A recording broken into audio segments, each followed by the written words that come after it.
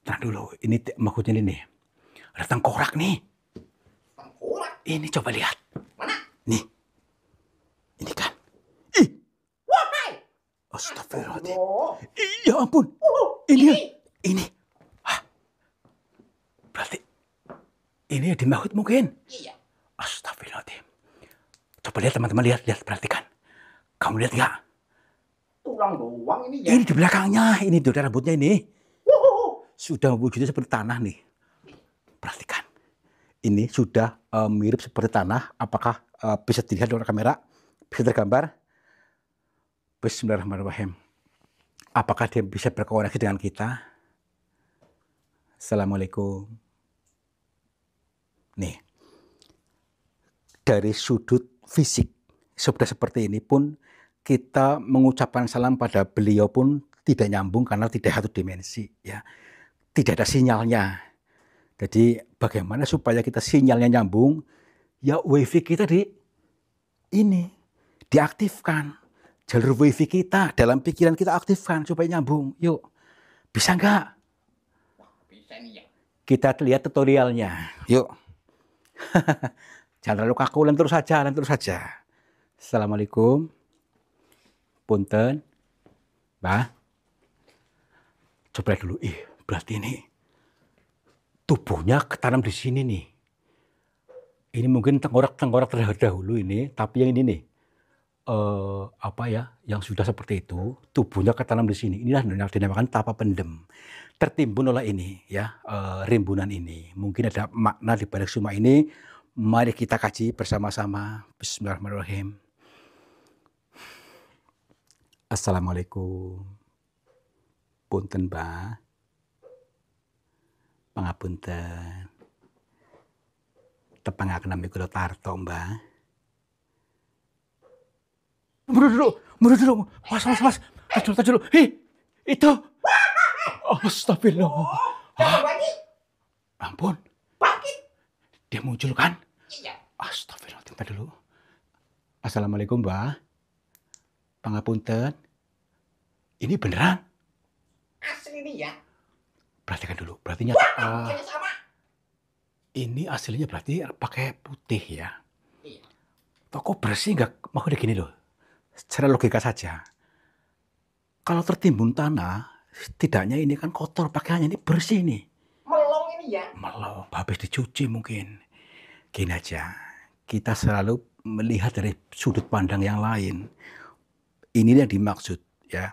Jadi dengan bersihnya pakaian dia, itu mencerminkan bersihnya, sucinya batin dia gitu. Baik. Inilah mudah-mudahan bisa tersambung. Assalamualaikum. Assalamualaikum, Mbak. Alhamdulillah. Pangapunten, Mbah. Pangapunten, sampun ganggu panjenengan. Ngapunten. Jadi tadi tidak tahu bahwa panjenengan itu masih hidup. Mohon maaf atas anggah-ungguh kami, sopan santun kami yang tidak selaras dengan panjenengan. Mohon maaf sekali. Alhamdulillah nggih, Mbah. Perkenalkan, tepangaken nami kula Tarto saking Cilacap. Ini, Mbah. Kebetulan panjenengan bisa bangkit dan saya bisa berkomunikasi dengan panjenengan. Justru inilah yang saya tunggu-tunggu. Jadi saya minimal saya bisa mendapatkan petuah dari panjenengan gitu. Iya, Mbah.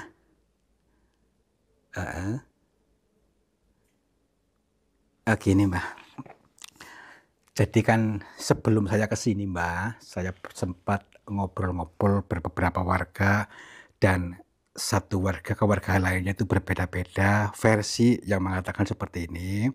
Termasuk para kiai ataupun paranormal yang sudah memahami tentang keberadaan gua ini pun berbeda juga. Tapi sekarang saya mengalami sendiri bertemu dengan jenengan yang melakukan tapa pendem di sini.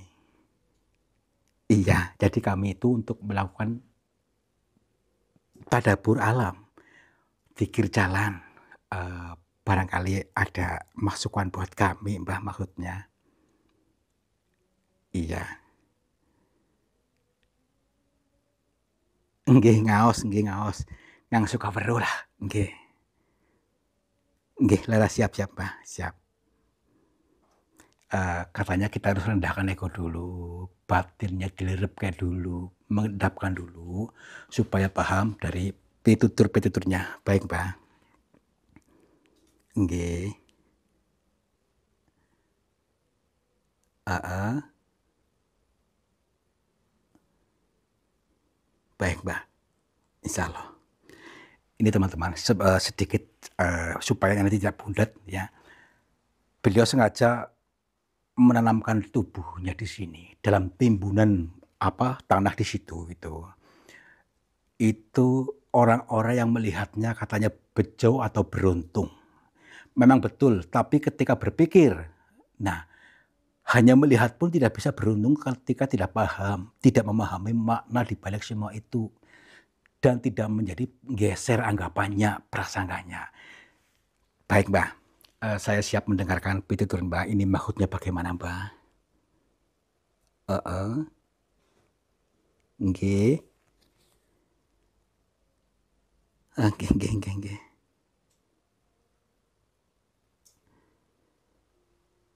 Ini luar biasa.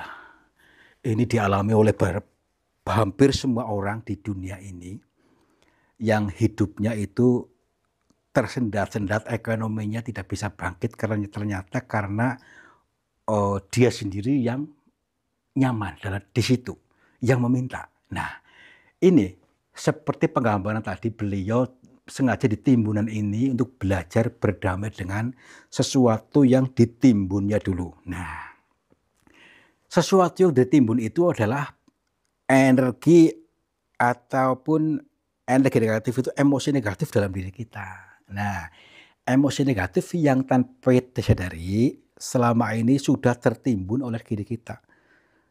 Tertimbun numpuk. Nah, ini beliau sengaja di situ untuk pengeling-eling sebagai jagat besar dan jagat kecil, untuk berdamai dengan sesuatu yang ditimbun kita sendiri. Berdamai dengan masalah ya.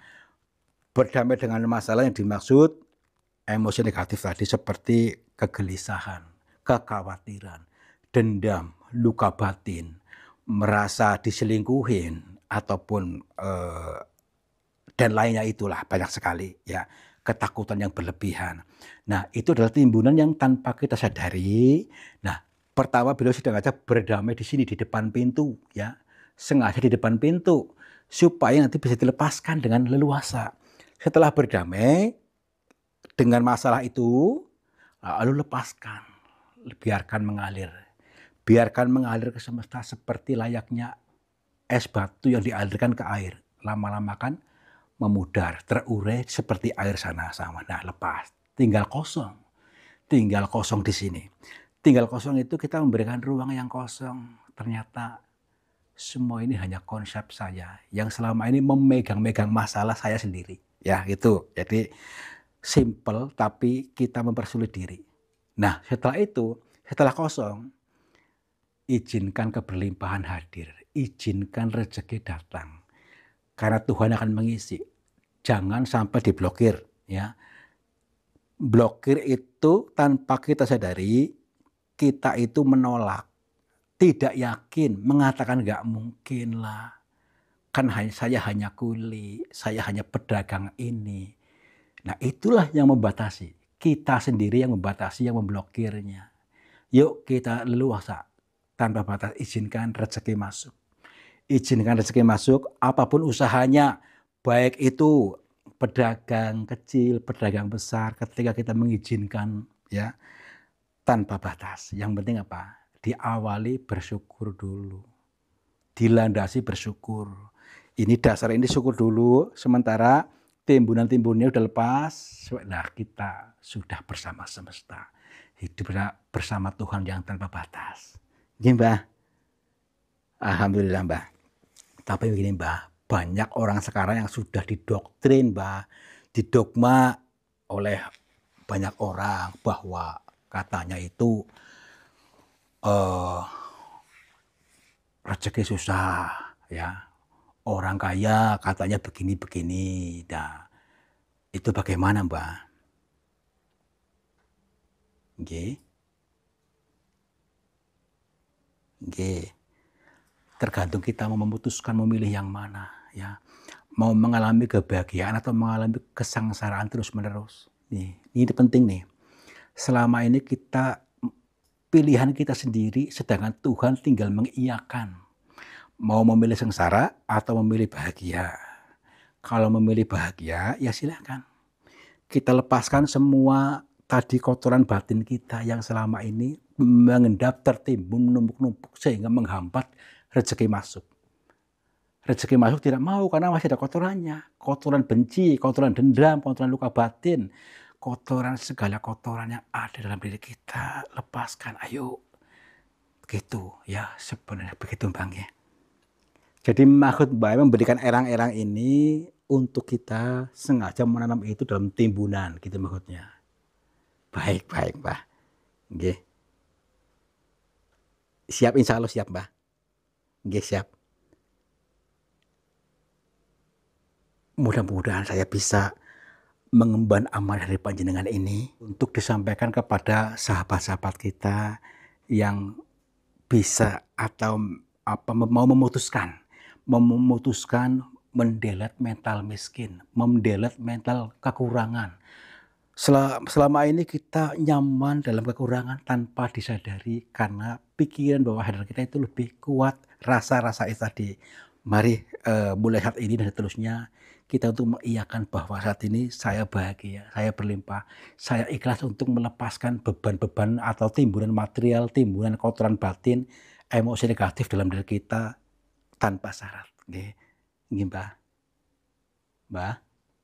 Mbah. Wah, Balik lagi nih ya. balik lagi nih di sini nih. Nggih Mbah. Ini nah. Ternyata beliau masih di situ. Tapi apapun tadi ya, ada pesan-pesan buat kita. Ini adalah suara Tuhan yang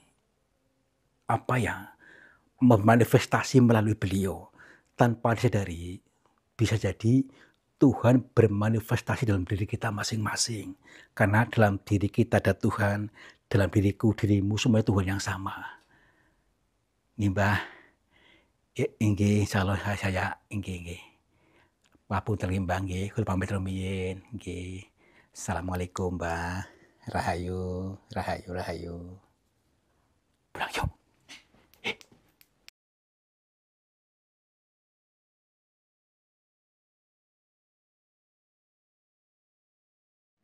Mudah-mudahan sahabat-sahabat kita bisa memahami bahasa lembut ini, bahasa yang disampaikan melalui visual, melalui suara, melalui perasaan.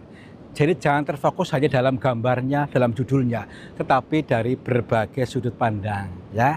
Jadi begini, ketika kita diperlihatkan dengan orang yang melakukan tanpa pendem, itu ternyata mengandung teka-teki yang maksudnya seperti ini.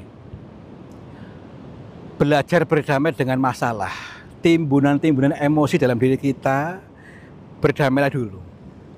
Setelah itu apa? Kita lepaskan, biarkan mengalir ke semesta, biarkan terurai tanpa batas sehingga kosong. Kita menyediakan ruang suci dalam diri kita sehingga terhubung langsung dan Tuhan akan mengisi dengan keajaiban-keajaiban yang lain. Mudah-mudahan kalian paham. Mari mulai saat ini dan seterusnya kita izinkan rezeki datang. Kita izinkan rezeki datang dari berbagai sumber sehingga kalian akan menjadi orang-orang yang sukses, makmur, jibar-jibur, berkelimpahan dan disayangi banyak orang. Wabillahi taufiq wal hidayah. Wassalamualaikum warahmatullahi wabarakatuh.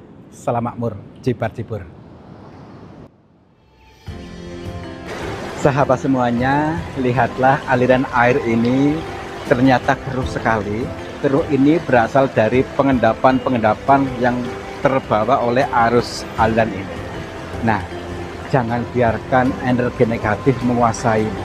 Energi negatif menguasai sehatmu, menguasai semangatmu, menguasai suksesmu. Insya Allah dengan metode air garam ini bisa menjebol portal-portal energi negatif sehingga akan lancar kembali dari pengendapan yang tanpa kita sadari. Silakan hubungi Bang Admin saja yang tertera di sini. Mudah-mudahan bermanfaat buat kita semuanya. Terima kasih.